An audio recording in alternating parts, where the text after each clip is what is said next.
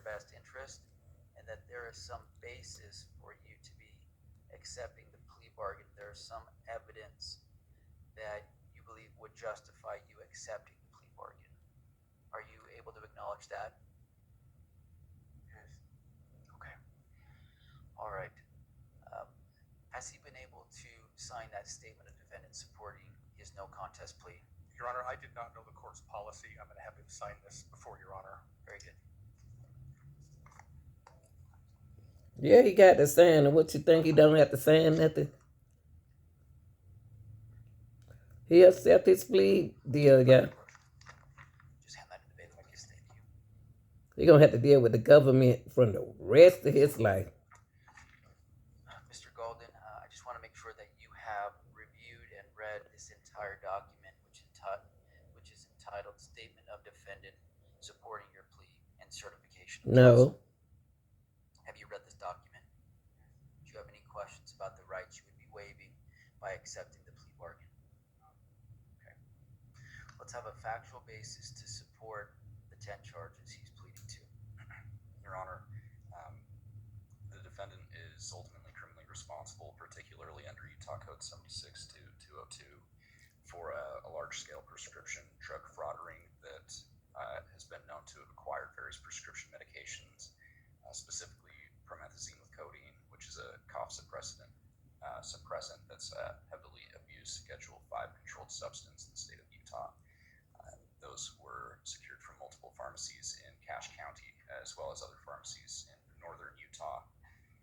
Mr. Golden had acted with others in this criminal activity, particularly where there were two co-defendants, which were recently had their cases resolved before this court. And those co-defendants were intercepted as they were trying to pick up a fraudulent prescription at Larry's Pharmacy in Smithfield here in Cache County. Those two individuals were using Mr. Golden's vehicle to make the pickup, and they were detained by law enforcement. And shortly thereafter, someone contacted law enforcement, pretending to be an elderly woman to whom the fraudulent prescription belonged. The prescription was listed to be for a Gwendolyn Cox, but this elderly woman, who was clearly someone pretending to be an elderly woman, said her name was Gwendolyn White, and couldn't provide a birth year. This is important because fraudulent names such as Beatrice White, Bethel White, Carolyn White, Harriet White, Anna White, and Gwendolyn White were all being used through this scheme. There were two other pharmacists here in Cache County that immediately recognized this fake elderly woman's voice from that phone call as the same person who had called into their pharmacies checking in on a prescription. Some of those aforementioned names for promethazine with codeine. And all of these prescriptions had been called in by someone portraying themselves to be a Dr. James Woodmansey, who is a legitimate doctor in the Provo, Utah area, but he was contacted by law enforcement and by several of these other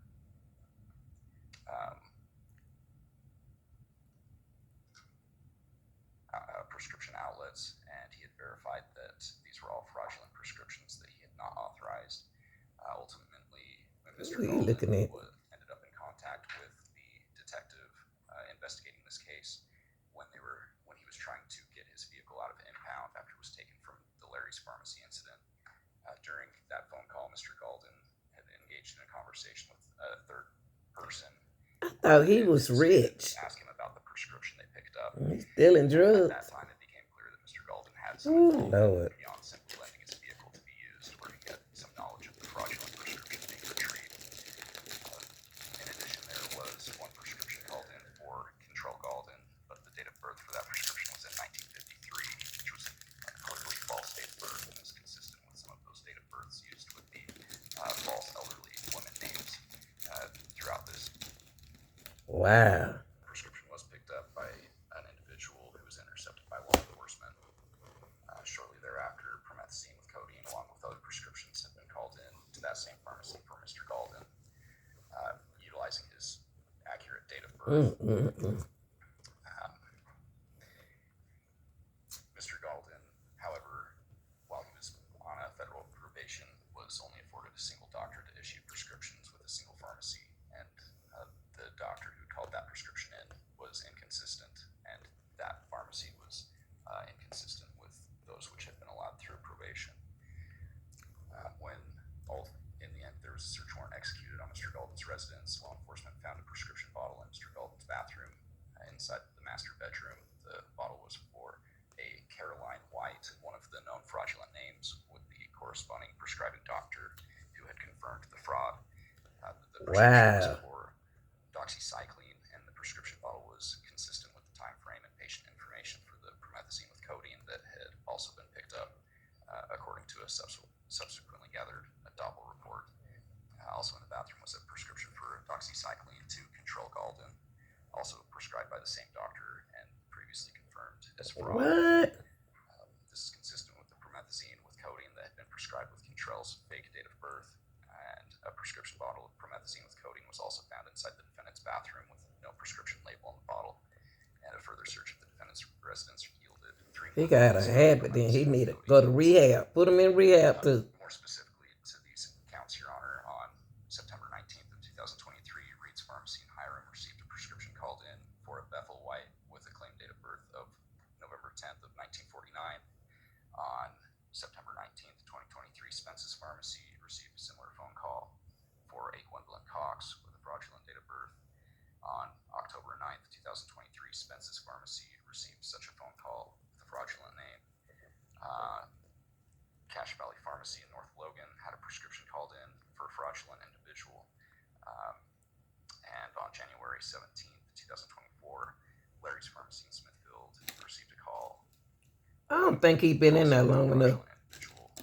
Cook's Brothers Pharmacy in Providence in Cache County had a fraudulent prescription called in, and the Budge Clinic Pharmacy in Logan also had a fraudulent prescription called in. So ultimately, for each time a prescription was called in, there were 3 separate offenses: identity fraud, attempting to procure a prescription, forgery. The identity fraud includes the use of a real physician's identifying information, that of Dr. James Woodmansey. The procurement of a prescription includes having other people procure or attempt to procure the prescriptions through deceit and lying about the relationship to the patient. And the forgery includes the act of authenticating the writing or the prescription in each instance, which purports to be the act of that Dr. James Woodmansey. Thank you, Mr. Keller. That is a sufficient factual basis to support each of these 10 charges. Mr. Golden, to the charge of identity fraud, a 3rd-degree felony, 2 separate counts, how do you plead to both of those charges? Guilty, not guilty, or no contest? No contest. To the charge of forgery, a 3rd-degree felony, 2 separate counts, both of those being 3rd-degree felonies, how do you plead to those 2 charges? No contest. To the No charge of contest. pharmacy fraud, Class A misdemeanor, 6 separate counts, how do you plead to each 6 of those charges? No contest. The court finds that you have knowingly No content, y'all. He ain't saying if he did, if he didn't do it. involuntarily entered your no contest pleas. I've signed this statement of defendant and will now enter that into the record. You have the right to be sentenced in not less than 2 days, not more than 45 days. It's my understanding that you would like to waive time for sentencing and be sentenced today. Is that correct, Mr. Golden? Yes. Okay. Let's hear first today from Mr. Williams or any of his other attorneys. I think I understand, based on the negotiated settlement, that the attorneys with the state and with Mr. Golden agreed to ordering that he pay a fine in the amount of $25,000. Correct. And that once that's been paid, which you do have a cashier's check, that the court reduced the 4 felony charges pursuant to 76-02 Wow. down to 4 Class A misdemeanors, and that then the court should just close his case. Money do for you, y'all. And unless the court has any questions of me, I'm happy to submit if the court's comfortable with that. I am comfortable with that. I don't have any questions, but I will give you a chance if you'd like to state it. 25,000. Your Honor, just procedurally, I understand that it does take time for minute entries to be updated. As I indicated, have a cashier's check in the amount of $25,000. In fact, Mr. Keller has been kind enough it was mailed to his office, hold that for a couple of weeks for us. I'm asking the court to enter that order producing those now and closing the case, anticipating that I can give this to some court staff before I leave. So as if we're treating it as if it's been paid. I'm holding it now. I just don't know who to give it to. Angie, how long is that? On the way down. Yeah. All right. Let's Well, do after that. we're done with the sentencing here today, you can just go down to the front counter and pay that fine. Thank you. Anything further that his counsel online need to put on the record? I think I understand the global resolution, but if you'd like to put anything further on the record, you can do so now. Your Honor. Anything from the state, Mr. Keller? State will submit based on that stipulated agreement. Thank you. All right, Mr. Golden. The court is going to impose a fine in the amount of $25,000 in order you to pay that today. It does appear that you do have a cashier's check in that amount now. And so based upon the stipulation between the state of Utah and Mr. Golden, the court will reduce his 4 felony counts on the identity fraud and the forgery down one step to Class A misdemeanors pursuant to Utah Code 76. Wow. 402, and your case will close. Now, the reason that the court is willing to sentence you to just the fine and then closing the case, Mr. Golden, is because it's been represented to me that there is a global resolution between federal prosecutors and state prosecutors whereby you will be serving a substantial amount of time in federal prison, apparently 27 months, and after which 60 months of supervised probation, where you'll be monitored to make sure that you're doing well in your active recovery and that you are staying out of trouble and not having any dangerous weapons, including firearms, in your possession. Mr. Golden, I've seen so many times that good men and women who have a lot of talent and potential, that they can be robbed of that potential when they start to really struggle with their addiction. Yeah. So I don't want that for you. Thank you, seem like a Judge. very talented young man. I'm hoping in your future that once you're done with your federal prison time, that you can be really successful on federal probation and have a really bright future. Me for you too. and